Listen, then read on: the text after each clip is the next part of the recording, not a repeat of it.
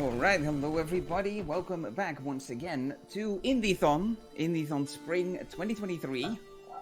After some puzzling with Meter Sudoku, we're back doing ninja things with Dyanketo here running Cyber Shadow and E% with commentary provided by Kid Muscle. So, both of you, take it away. Well, hello, my name is Dyanketo. I moved the controller and I tried to do that very fast. I speedrun this game ever since it got released. I'm joined here today by Kid Muscle, like was introduced. Thanks for the introduction. I'm Kid Muscle. I also have a couple of times on the leaderboard. Excited to see the stream. Alright, and I think with that we are pretty much done. Yeah, this one got reset, so we're good. So, I'm gonna start a countdown, and after that we can go. Are we ready? Let's do it. Alright, Go ahead. Quick slight note, we're going to try to provide commentary, but we're probably going faster than we can provide it. So, starting. Get your F's out for those bosses now, because you won't have time to pay respects. Okay, let's go. In 3, 2, 1, go. Some speed tech right off the bat. If you hold the slash and dash buttons, it skips cutscenes and goes through text faster than mashing. That's for speedrunners only. Don't do it if you're not speedrunning. Yeah, so right off the bat, the game introduces you to a tutorial level. In it, you can see you have a couple of obstacles. It introduces you to your sword slashes. It introduces you to health, to buttons and doors. So, you know, it's pretty much once you get off with it. And right off, we're going to head into Chapter 1. And we have our color incentive coming up at the top of this elevator. Yep.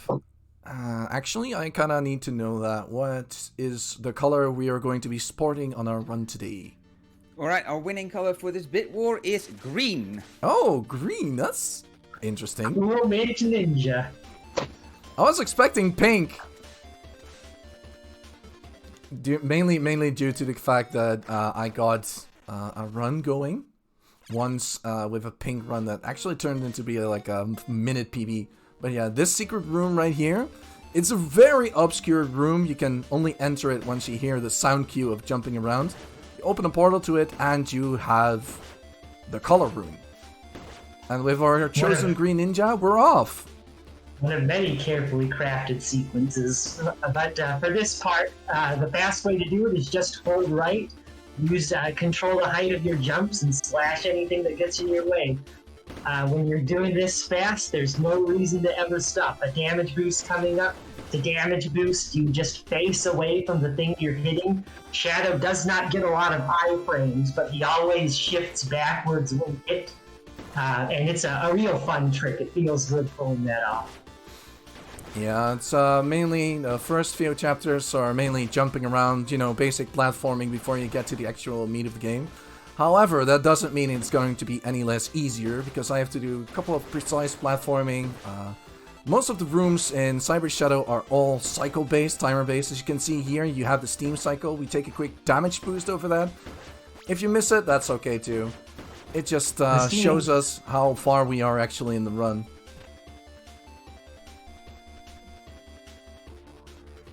One nice little trick here, always wait for that first puff of steam to go down and you'll be perfectly lined up for these platform cycles. Yep. And with that, a bit of vertical platforming, we are up to our first, boss. That's right.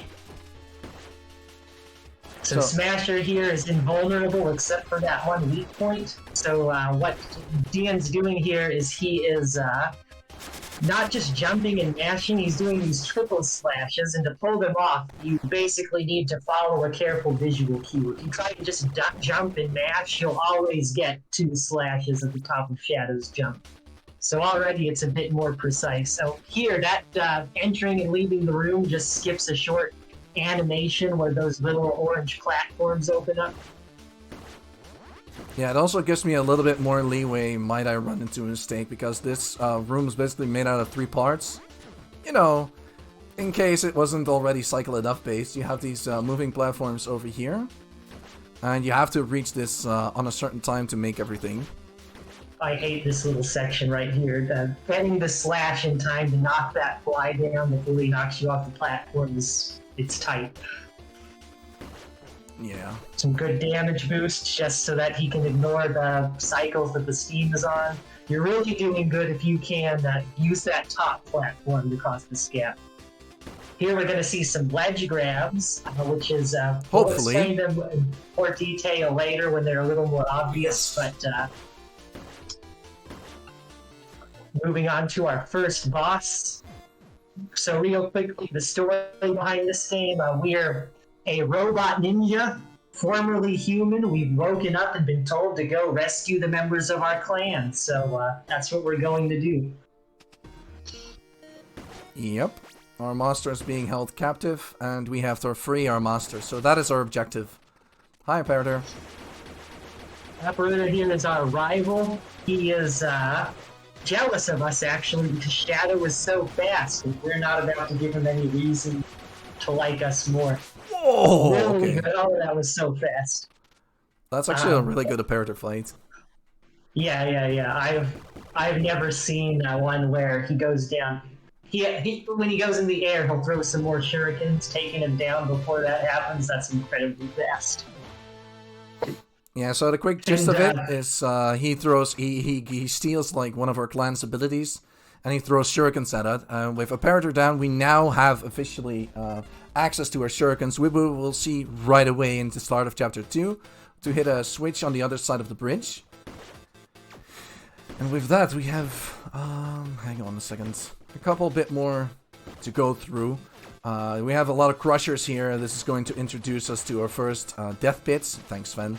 Mm-hmm. Here's a good example of the ledge clip. You're supposed to jump on that ledge to the left, but what basically happens is the game has 2 jump assists. We take advantage of both in speedrunning. One of them is when we jump near the edge of the ledge, we're boosted to the end. The other is the ledge grab, where basically the game thinks we fell off the top of the ledge because we moved towards it when our Y velocity is 0. And instead of thinking we're jumping, the game thinks we're falling, pulls us back onto the ledge, and that sometimes gives us a bit more height than the game intends. So now this big laser that we just opened will kill us in 1 hit. So you were supposed to wait for it to get out of the way, but coming up here is an interesting damage boost that will allow Dyan to skip a cycle and get through a bit faster. It's like a couple seconds per laser blast, so skipping them is a big deal. And we're already about to get to the next boss. The boss fight is pretty simple, so the only thing to note here is Dyan just bought a sub-weapon from that checkpoint, the Blade Extend. Sub-weapons are both hidden in parts of the level and also bought from checkpoints. And in this case, it's going to give his sword reach to hit the center of Laser Brain here, which takes extra damage. He's combining that with triple shots and taking the boss down before it has a chance to do anything. Yeah, it's just it's a really tight precision moment. If you can kill him fast enough, he won't even move. So that's exactly what we're trying to achieve there. So sometimes you have to reset for a little bit more favorable pattern. Or yeah, I call it a favorable pattern, but I just that's what I do. I slash things. Yeah. We'll see from time to time where he goes resets rooms or reloads to recover his position. This is our first auto-scroller of the game. We'll just be on this elevator for a little bit, but we have an important guest to introduce. This is Fred. Fred likes to keep in touch with me, except that Fred is... Why, Fred? Wrong place at the wrong time, Fred. But we can take a donation here, right, Dyan? Yeah, we can. If there are any, of course. No donations to read out right now. Okay, that's fine. What I can read about instead is our wonderful prizes that we have here in the Indiethon that you can donate for. For $5 you can enter You can enter a raffle for a copy of the game Brock the Investigator, which you may have seen in the intermission a few times with the trailers. We have 6 of these to give away. Are you brocking kidding me? I am actually not. 2 for Steam, 2 for Xbox, and 1 for each of the PlayStation Store USA and Europe. We also have an Indiethon wood carving provided to us by our very own organizer Nick for a $40 donation. You can enter that one. And yeah, it was shown during the intro of this marathon, and it's honestly a really wonderfully looking wooden carving.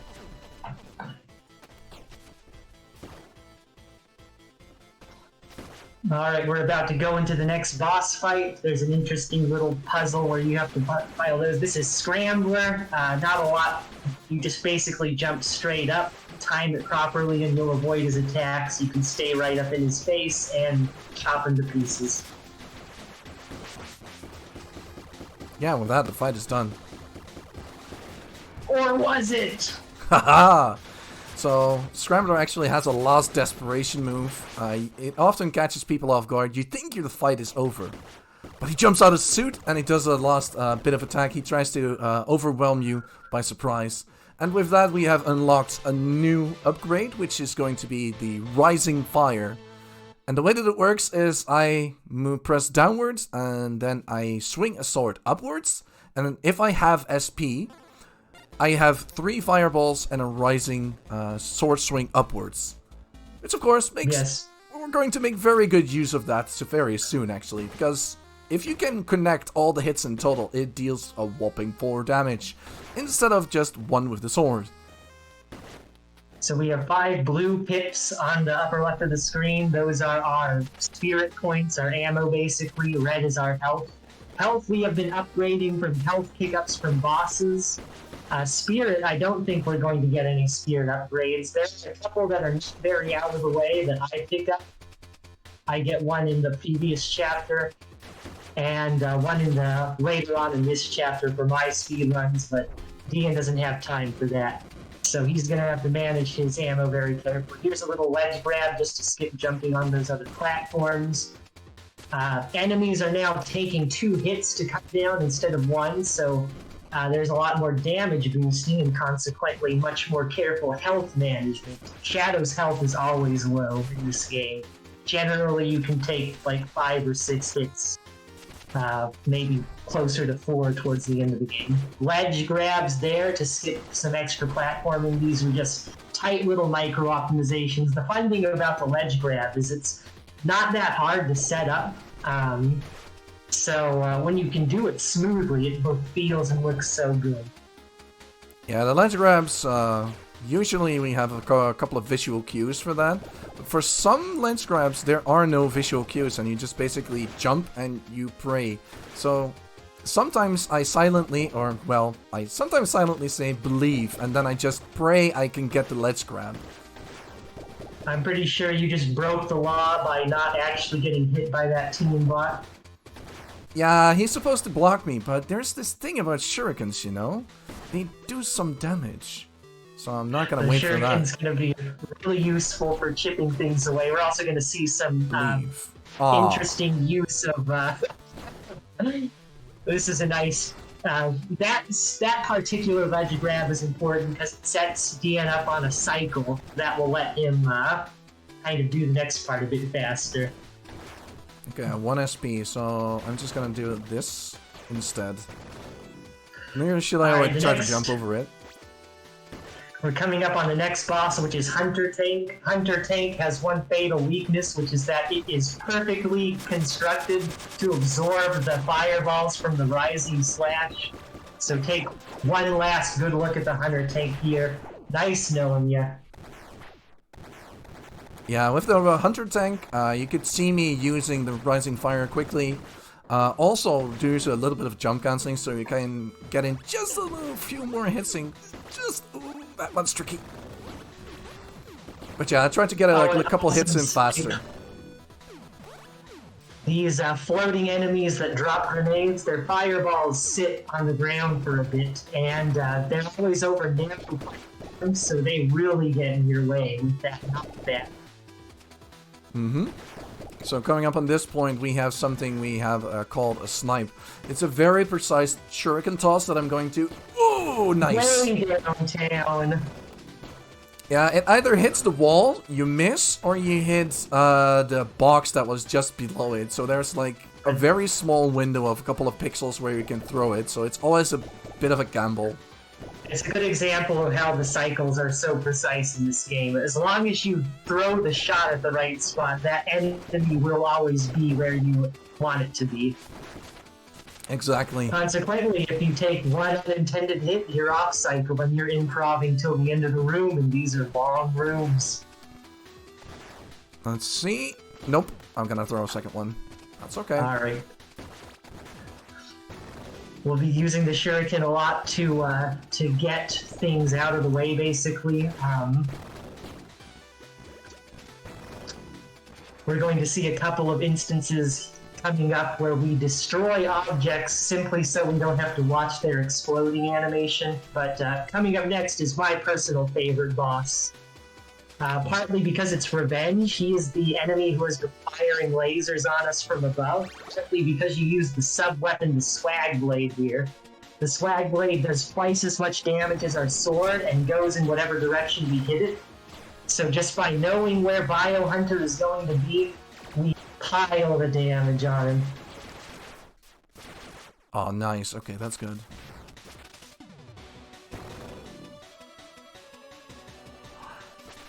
Alright, that should be it. There we go. There you go. That was basically just Dian using some precise timing, probably an audio cue, right? No, I actually pay attention to the ways the Swag Blade swings once I am on the right side, so it's really unorthodox because it's an... You know, the Swag Blade is a yo-yo on a it's a death string on a yo-yo, and I'm using it, the way it bounces, to count when I can actually strike. And yeah. We got a new power-up from saving another member of our clan, which is the lightning strike, or the air strike, which is a really fun one. It gives you an extra bit of height on your jump, lets you bounce off of enemies. It refreshes when you hit something, so you can really chain and cover distance. Here, Dian just used the Swag Blade to hit a trigger that opens a door. You just heard it explode. And again, that just means when we go up there, after we get the next power-up, we won't have to stand still and watch the door explode. Anywhere you can save a second. Exactly. We are now in the dojo where we're going to get our next power. We are in basically the spirit world. It's called the Ethos.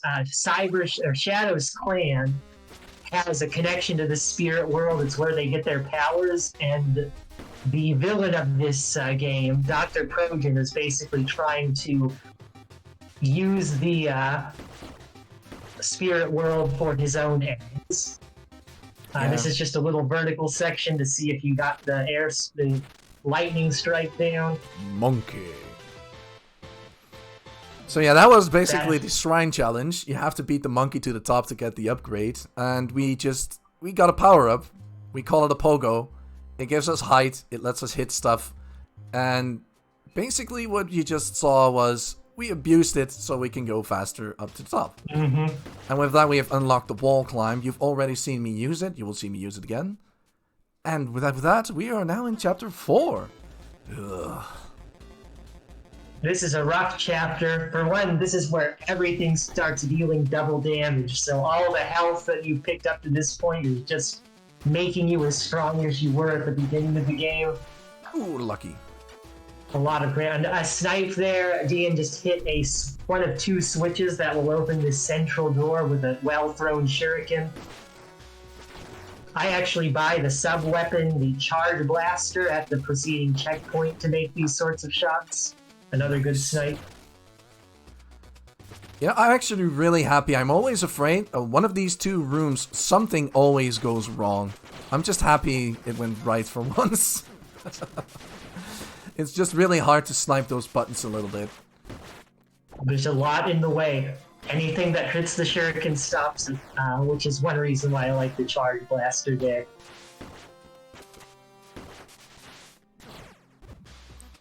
Alright.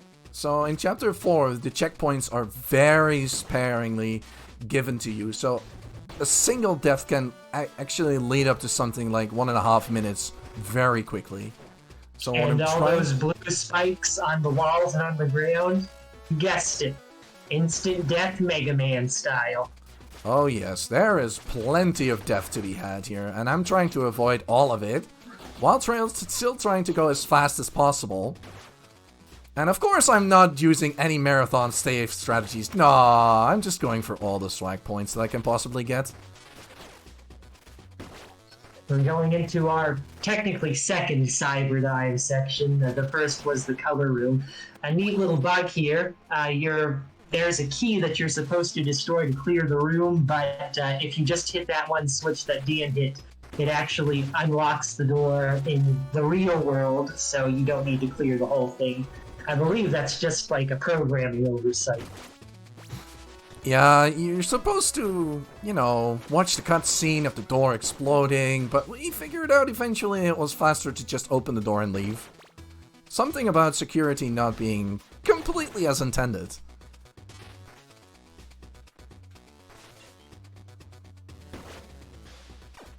These long electrified floors are a good place to take advantage of little damage boosts when you know you're not going to make it. You turn around in time and at least get boosted in the direction you want to go.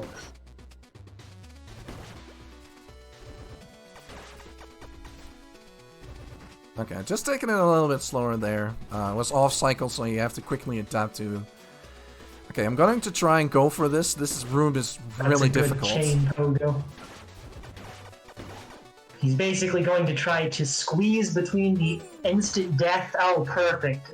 That's just, again, a little corner cut that takes you very close to an instant death hazard. But, again, saves maybe 2 or 3 seconds of falling down platforms and jumping. Yeah, exactly. It's very dangerous. You basically have to be as perfect as possible. Even missing, even taking a single knockback, missing your movement there, just guarantees death once you try to squeeze yourself through it. Mm-hmm. I was do a missing slower and safer one where I just drop down and damage through the ring of enemies. Okay, let's go. Oh, Fluffy, no. Why did you do that? No. Well, at least you had the health to deal with Fluffy. So that the floating blue dragons are one of the few enemies that aren't cycle-based. Their behavior is rather random. So sometimes he will just feel like, oh, did you need to go through here, Shadow? Let me get out of your way. And other times, he just wants to show you how tall he can be. Exactly that. And they take a lot of hits, too. There's no easy way of getting rid of them. Uh-oh. Hang on. I'm gonna take a safety here. That's a safety. It is 100% mandatory in all of my speedruns. Okay. I'm still alive. Everything deals 2 damage, so Dan is 2 hits from death. He can take 1 hit and the next will kill. But fortunately, here's our checkpoint, and he's going to buy the Charge Blaster to help with this next particularly infamous boss, the Mecha Dragon. Yeah. Mecha Dragon is also very random, and has long invulnerability periods while it's under the ground. So the way to deal damage to it is like that, with the with the Rising Slash. Except for sometimes the Rising Slash fireballs just decide to go through the dragon instead of hit him. Another thing to note is we are destroying the dragon as close to the right side of the stage as possible, so that we don't have to platform across the arena to get to the next level. So we finished right where we want to be. That was a small... Leaving and entering the room skips the animation of that, of those shields exploding, and now we're back in the spirit world. What we're doing is we are approaching shrines that Dr. Projan has captured, and they allow us to enter the spirit world and get new powers. Yeah. This ninja kind of looks infamous as well. For the people who play Final Fantasy, we all picked the ninja class, so... What we're trying to achieve here is to get rid of the crystal as fast as possible, because you see, these ninjas, they spawn towards the flames, and I was kind of lucky. This is very RNG based. As you can see, it can go very wide, but as they land, they will be invulnerable. You cannot hit them. You have to wait for them to open up their guards. That's not really something I plan on waiting for. But with that, we have upgraded our sword, which is now a level 2 sword. As you can see, there's a little bit more range to it, and now has an orange extendy part to it. So you can actually see. And with the level 2 sword, we can now hit this level 2 door. And we can kill these level 2 enemies with one hit now, which is nice for the 2 seconds that we're going to be left in this chapter. So that little exploding cluster of Octobots is an easy way to get knocked into an instant death hit. I'm trying to keep the Gundam alive for as much as possible. We're going to use this gun for an interesting skip, a couple of interesting skips in the future. So this is the Charge Blaster, and one of it does, when fully charged up, it does 3 damage to the enemy. But it goes through walls, so it will be used to make some interesting snipes against keys. This boss is the the defense turret. It takes double damage while it's vulnerable, so it's pretty easy to one cycle. You just get up there, use the rising slash, and that's really all there is to it. Yeah, you take down the 6 orbs, you hit that in the face, you try to hit the AI, and you basically are ready to go. I make it look very easy, but it took quite a lot of time to pick this up. Although if you want to learn a one cycle, this is a good one to learn. Yeah, definitely. It's very, precision and timing based. So with the vessel defense system gone, we have unlocked the parry. No, not Paris, parry, which means that if I walk towards a bullet or anything, I can essentially turn it into an orb, and if I slash that orb, it deals a lot of damage. Like, a lot. I cannot stress how much it does. The scarier the bullet, the more fun it is to parry. Yeah, exactly.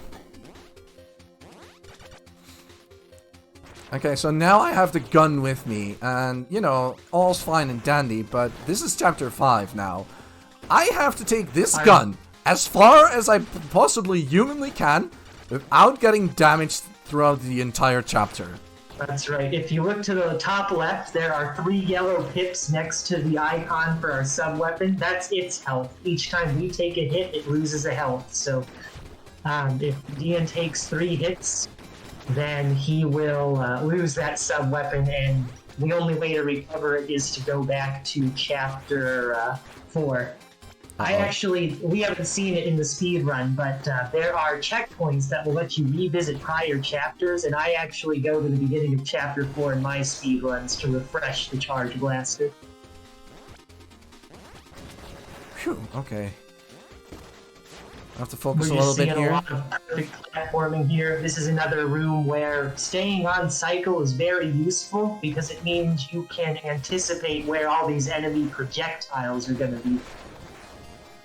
This is probably one of my favorite chapters, and you don't yet have all of the abilities, so you're kind of doing the basic platforming, but the best it can be done. Okay, very nice section. With that, Not a scratch should be on him. okay for... Yes! Alright, so this lets us skip the entire room we're in. Normally you're supposed to go up around and approach that switch from the back, but thanks to the Charge Blast going through walls, that's not an issue. Hi. This guy lost? Do you forget your keys, big guy? Are you okay, sir? I mean, you seem to be in a lot of trouble. Can I help you? Oh god, why? This is a scripted scene. If you've ever played Mega Man X or the baby from Super Metroid, this is the scripted scene where you're basically forced to take the damage. And yeah, then we move on. When he opened that door for us, he made his last mistake. Letting us live. Comeuppance.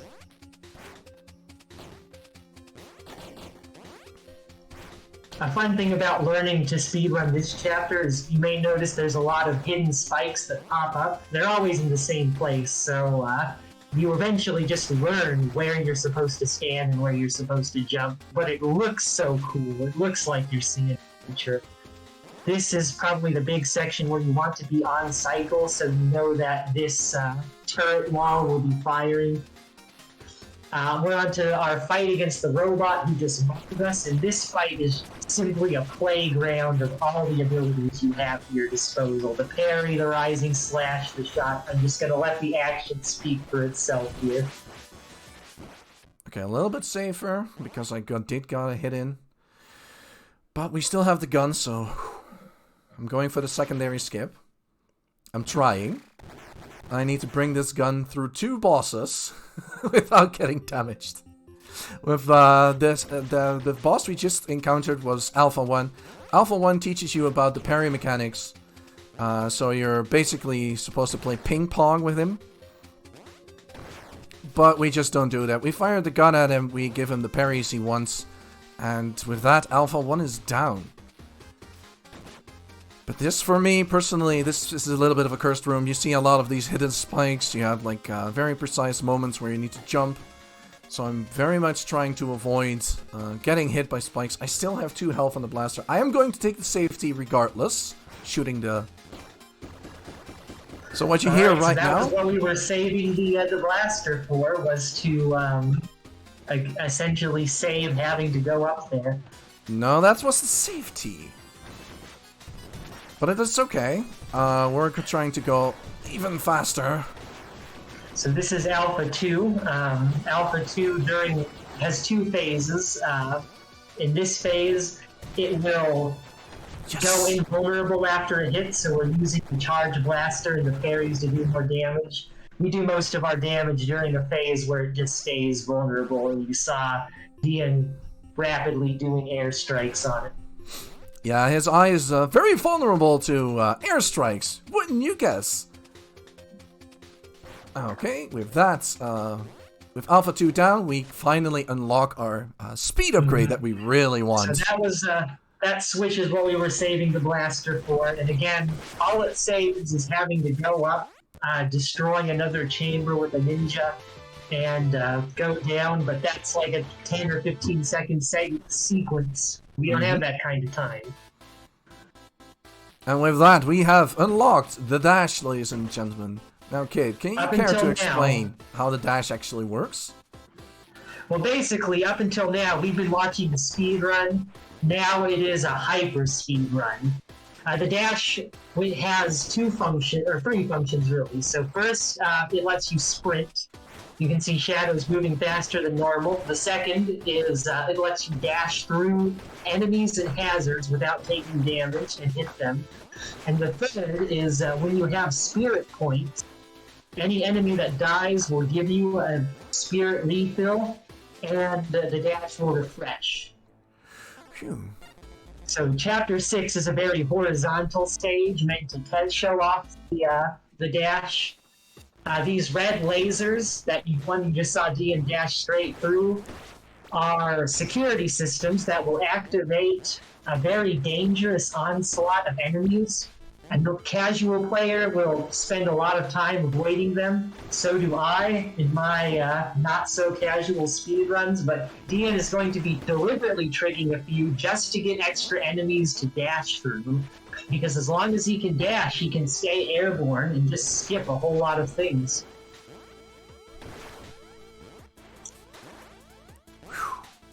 There's the good old angry sun. That is a deliberate triggering of the security system to get some bombs to dash through. And you just saw, 4 screens worth of horizontal motion. That is a security system. Oh, you actually do use that when you get those turns, I see. Okay, This particular room is extremely tight, casual or speed-wise. Now he is out of spirit points, or he was for a second, so his dash doesn't automatically refresh, so the only way he can get those chain dashes is to... Alright, I'm going to quiet for a second because he needs a audio cue for this upcoming boss. I'll explain after. Thank you. Oh, I messed up. I was thinking too hard about it. Yeah, no, it's going to be fine.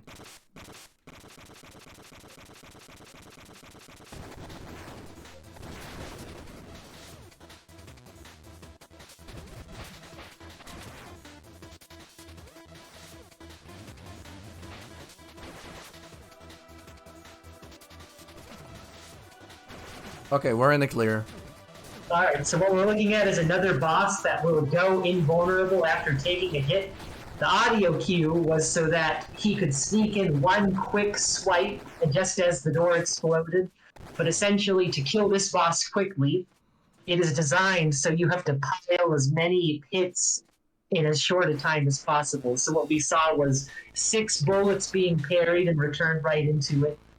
One big bullet being combined with some slashes, and then just as many slashes as he could get off before the 2 bombs showed up that let him finish the deal.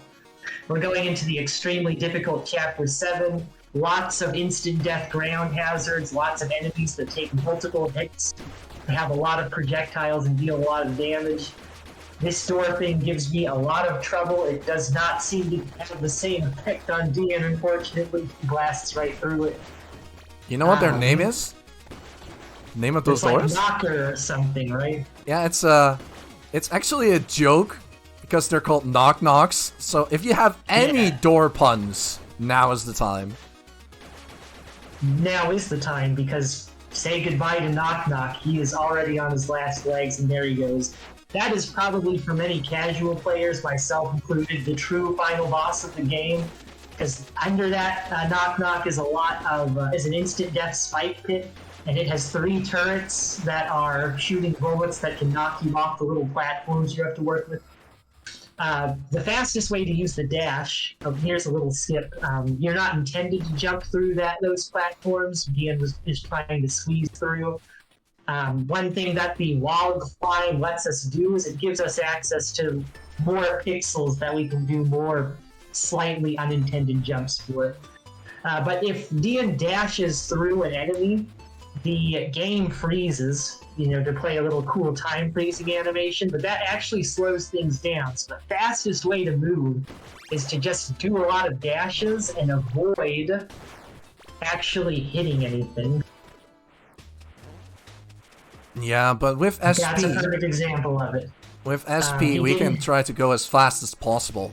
So, we picked up a device called an SP dispenser, and it does exactly what the name entails. It gives us SP. And I want this for as long as I physically can manage. This is such a useful thing because typically you only need 1 SP for that first dash, and then from then on you get it from everything you chain through. Although that was a dash with no SP that totally wiped out those 2 targets in one hit. What a beautiful thing to see. We're about to go into another cyber dive section. This one will have a small mini boss type enemy at the end of it. The cyber dive sections look cool, but they play just like the regular game. You have all the skills, you have platforming. It turns out that no cryptographic key is secure against Jitsu. Phew. That's how you do it.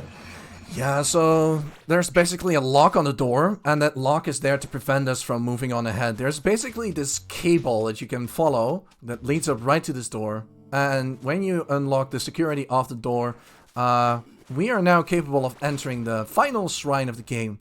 As you can see, all our power-ups are being shown right here. So something big is gonna happen, right? I mean, at least I'd expect it. Maybe like a giant dragon, perhaps? Hello? Kinda reminds me of like a wish-granting dragon of some anime. Except for if you ask this dragon to wish someone back to life, it says no, and that is literally the story of Cyber Shadow. Oh well, we now are overpowered, as the feat itself suggested. Sometimes you see these blue pop-ups. Those are actually feats. Small achievements within the game that are rewarded for achieving certain things. They're on all platforms, so if you're not playing on PC, you can still collect them. It's fun. Mm-hmm. But with that, we have, well, basically, we're overpowered. We have unlocked everything, and I'll lend you to it. I have to focus on this. So overpowered will let Dyan charge every one of his skills. The basic slash, the shuriken, the airstrike. He holds the slash button for a few seconds. And now that we have access to the entire arsenal, we get into the most extreme parts of the game. These are gauntlets, so these orange security doors require the charge slash to get through. We're seeing great use of the dash to get through these flame enemies. You can see basically at this point the level is designed so that there is no way through it except for dashing, because the enemies block the entire path. Dyan's refreshing his SP dispenser because there's no longer a floor. If you run out of dash, you take the fast way down. But we are already through that little gauntlet, which we will see is actually the practice gauntlet for the real hard part of the game. We're going to have another cyber dive here to unlock that sweet motorbike we just saw, which is more than a bike, it's actually another member of our ninja clan. This one's a little trickier than the last one, because the boss is over a wider death pit, but that is not going to give Dyan any trouble. He dashes straight through it. I prefer to parry those and return them. One thing, when your parry also gets an upgrade, so at this point, if you hit parried orbs with a charge slash, they will home in on enemies. But we're going into our next auto-scroller, so enjoy the feast for your eyes, and this is a good chance for our host to give us any more announcements. I most certainly can. I can read some stuff about what we're raising money for here at Indiethon, which is Little Warriors. They are a Canadian charitable organization based in Alberta, Canada, who are focused on the awareness, prevention, and treatment of child sexual abuse. Little Warriors volunteers work across Canada to educate adults to help prevent child sexual abuse by delivering the Preventive Workshop. The Little Warriors Preventive Workshop is an interactive workshop designed to educate adults to help prevent and respond to child sexual abuse through improving attitudes about knowledge of, and behavior towards victims. This free workshop is unique in Canada and was developed using research-informed methods and evaluated with scientific rigor. Participants can take the 3-hour in-person workshop in communities where they are active facilitators, or they can take the 90-minute online version by registering on the Little Warriors website. Visit the website at www.littlewarriors.ca to learn more about their efforts and find out how you can help support their cause. We just had a little race with Bob there. He won. Yeah, Bob enjoys riding his bike, so I'm gonna let him live. You have to do things to maintain your sanity as you grind better times, and Dyan likes to bond with certain enemies. I name my enemies. It's become a thing. People were like, "Who the heck is Bob?" So that's when I started to explain, like, "No, Bob is this character," and he's like introduced in chapter 3. We just saw dashes faster than the camera could keep up with. Amazing. Yeah, so what I'm going to try to go for here is a door clip. I still have the SP dispenser on me, and as you can see during the auto-scroller section, if I don't have any SP, it refills me with money instead of SP.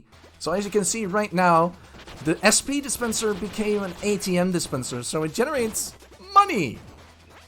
I mean, we need a retirement fund for something, right? After we're done with our mission. I use way more sub-weapons than Dyan does, so I need this money. It is a real tragedy for me if I lose the SP dispenser. Oh, and one nice thing is our armored suit here, Exo, this is the motorbike in its final form, is our sub-weapon is not taking damage while we're riding Exo. We have a boss coming up, the dropship. But essentially, it always drops from the same parts of the screen. So once you're familiar with the pattern, you point in the direction you know it's going to be, stand on exactly the platforms you see Dian standing on, and fire away. Anyone can fight the boss this way, and you get one of the game's feats for doing it. Yep, which is attacking aggressively, which is, you know, a Contra reference. Ah, look! Spare change! Sometimes there's just money on the floor after this boss, and I have no idea why. We decided to call it spare change. Summons. It does actually spawn little robots, but Dian is killing it fast, making it retreat faster than it can actually drop anything. It's called the drop ship because it drops troops, not because it drops really fast. That's speed tech. Okay, that's Dan's using some damage boosts to just avoid having to stop. He's rationing out his health. He knows how long that section of the stage is going to be. Yeah, and with that, we are on to our fight with the Imperator. It's our time for revenge, right? We've got the robot suit. Let's use it. Yeah, it's time for a quick bashing. Okay, this doesn't look... Oh, we can recover from this. Just send help. Why am I still stuck? Come on, move, move, move! That was... that... It's scripted. I'm sorry.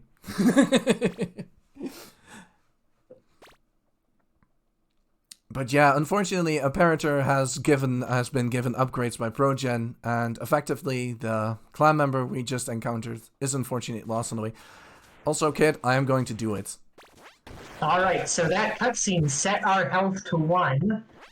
And the checkpoint Dian just went through is not upgraded. It doesn't refill his health. We have to pay for that. I always upgrade that checkpoint, but that's a menu that our runner does not have time to waste on. So he is going to attempt to blitz through this extremely enemy-dense section and not take a single hit. Oh, I don't have words for what I just saw. That's called a Deathloop room for a reason. Whew. The longer he goes into that room, the more time he loses when he takes that death. So the pressure only mounts. A cute little shortcut you skip through that is obviously developer intended. You use the airstrike there to avoid having to switch back through those rooms.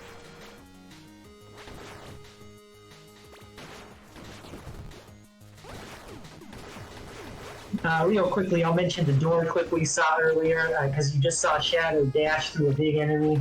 He can't dash through everything. He would not be able to dash through that orange security door. Dian just split. But the door clip, it happens when we let some of these flying enemies that pass through walls overlap with a door, and then we hit them with the dash, and the animation carries it. No! What we just saw there, Dian dashed under the platform in a rather reckless and dangerous way. That is live speed tech we discovered in practice yesterday. You're not going to find this anywhere else. Oh, that was on the previous room. Not this one. But it's okay. We're going through this. Okay. A little breather room here. Just a little.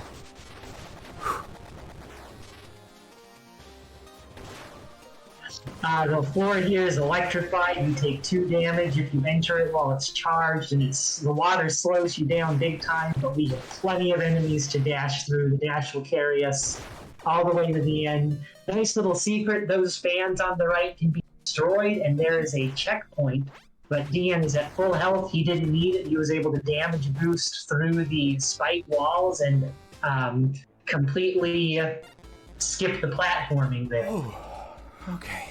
Now we're finally through Chapter 8. Chapter 8 is a really challenging but a lot of fun. Takes you through all the areas you visited. But now we're on to some new stuff. The docks, another extremely challenging, combines a lot of both vertical and horizontal platforming elements. Coming up next, we have 2 mini-bosses. We're revisiting the Hunter tank and its turrets. Those laser walls will kill us instantly. Not a lot we can do here except feed and damage as fast as possible. a little damage boost to avoid damage from those spikes. This is my favorite room in the game. There's nothing better than just flying over this whole thing, giving that guy what for. This little platforming challenge is really difficult. One nice thing to take advantage is you can actually stand on top of those electrified turrets, but you have to do it carefully. Only like the top center does not hurt you. We're out of SP, but that's okay. The regular non-boosted dash will take us through. And what we're seeing here is a little, as an attempt to skip a cutscene that starts the boat ride. And now the boat ride is just essentially an enemy gauntlet, where we're going to, it's always the same pattern of enemies. It's on this narrow little stage. Dyan's done it a million times. He knows exactly how to take it out. Well, that's actually kind of accurate. I've been researching this boat for so many hours. I'm afraid to tell how many hours I've sunk into it. But to be fair though, since we're playing on 60 Hz, the boat might defect a little bit. Hi Hoppy, bye Hoppy. So there's flares spawning on the backgrounds, which spawn certain enemies, and based off that and their positioning, I'm hoping to get a fast boat, which we just did. So a certain enemy might or might not spawn, and in our case, it did. So once that happens, hang on a second. Okay. Basically, if it sometimes, for reasons completely beyond the runner's control, you just wind up with a lot of dead time at the end of the boat. Goodbye, Bob. You've been a nice diving instructor. He's a biker, a jetpack rider, and a swimmer. Yeah. Bob is just multifunctional. Coming up on the next boss, Mechatron, we actually have a skip for this boss that I believe Dyan is going to attempt. Yep. Its arena is walled in by these insta-death laser windows, but by dashing at a careful point, Dyan was able to skip the trigger to activate the boss, and so he just skipped the fight entirely. A full boss skipped. That was discovered in a task that was finished by one of our community members last year. It was tasks only for almost an entire morning before the runners had to figure out how to do it. Yeah, we decided we'd become tasks instead. Now we're going into the final chapter. The final numbered chapter, at any rate. Once again, instant death surrounding the room. Floor completely not in the designer's plan for this stage. We have to make careful use. One thing to mention is there are two ways to get through this. Casually, you actually have the elevators. I saw Dyan hit one at the very beginning of the room now. And the way it's meant to be is you ride the elevators, so it's like a gauntlet that you have to not get knocked off your platform. But it is very clearly developer intended. You can skip the elevator and just use your dash to go straight through everything. You have to combine the dash and the airstrike to get the distance you need. It's a lot of fun. It all comes together in this stage. We're going to see a little trick here where I believe Dyan is using those parries to go through the wall and damage that door. Again, it's just one of these minor things where now he doesn't have to wait to hit it. And now we're on to our next boss, the spider rail. So the spider rail is a very cycle-based boss. It's another boss that will go invulnerable when Dyan hits it. And when you defeat the boss, the elevator has to get to the top. So if you defeat the boss off cycle, you could potentially have quite a few extra seconds of animation before the door shows up. Yes! So getting the cycle timing on that boss is perfect. Yeah, I was trying to go for a fast door. I actually got the fast door, so I'm really happy about that. With that, quick kill, fast door. Yeah, the final 3 rooms of the game before we head to the final boss. This is like an incredibly difficult section, and hello, can I? The most vertical in the game.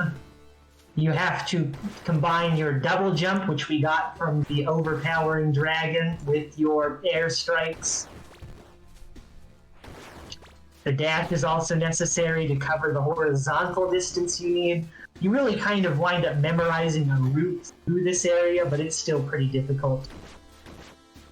But we are in the orbital elevator, which means we are going to space. All self-respecting 8-bit ninja robot action games end in space, whether there's a reason to go there or not, and Cyber Shadow is proud to carry on that tradition.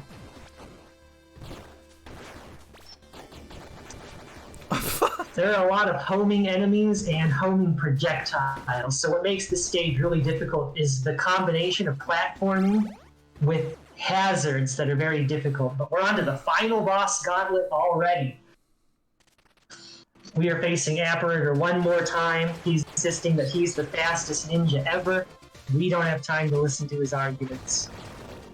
Yeah, go home, Apparator. You're drunk.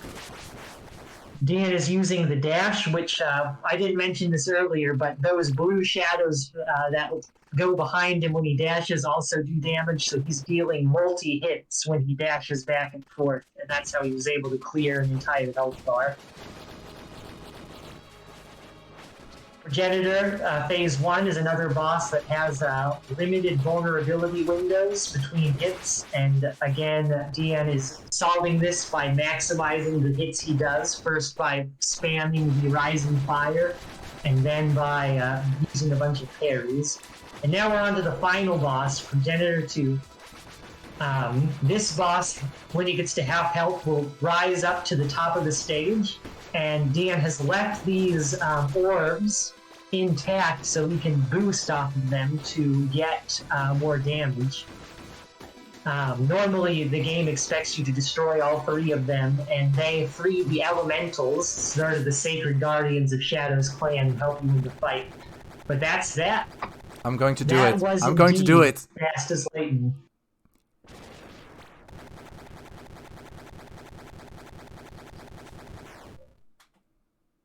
Whew. Okay. Okay, that looked like it was pretty safe to do, but what I tried to do there at the end to save just about 0.2 seconds is literally stand on a certain position and dash off the ledge. And if you miss your timing, you have to refight all the bosses all over again. But I felt pretty confident. I was like, I can do this. So You we notice just it most in the Apparator fight, but you can fall off the edge of that arena and die. The game is not yet over. We have defeated all the bosses, but time is on the final input, which is when time is when the screen fades to black after the final input, which is when we open the Master's sarcophagus. Exactly. There's just a few little things left. A Super Saiyan skip, as we call it. Because usually you turn Super Saiyan here. We don't want that. We're like, okay, thank you for the upgrade, bye. And with that, we are literally in the final set of rooms. We have a couple of buttons to open up. The security system is You working. can actually soft lock here if you hit the buttons too fast. Okay, I'm going for just a little bit of extra swag, though. I can afford the time. And the last button in. There we go. Boom! And that's time. Good game, well played. Whew. As Cyber Shadow, a fast game, a fast speed run. Not a lot of room to breathe, but oh boy, when you get the execution down, does it look good. Yeah, This one actually better than I expected it to go. I mean, a little bit sad about the death, but that's okay, This run was actually, yeah. I actually wonder what my final time is. Is it like 56, 57? Over here on our timer, we have 57:24. Ooh, that's Beautiful. a really good marathon run.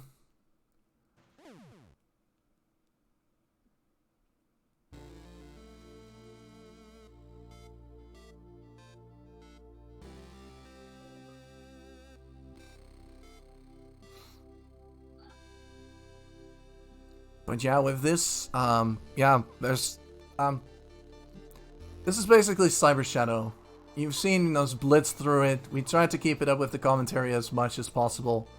As you can see, that was quite hard to do. I really thank you, Kid, for helping me out with the commentary, especially in the later parts. There's just so much you have to focus on and trying to blitz through everything. Was a pleasure. You can tell a lot of heart went into making this game. It looks so good, sounds so good, plays so good. I'm proud to be a fan. Yeah, the game basically gives you two options. You either go fast or you go slow. And if you pick anything in between, it will punish you for it. Well said.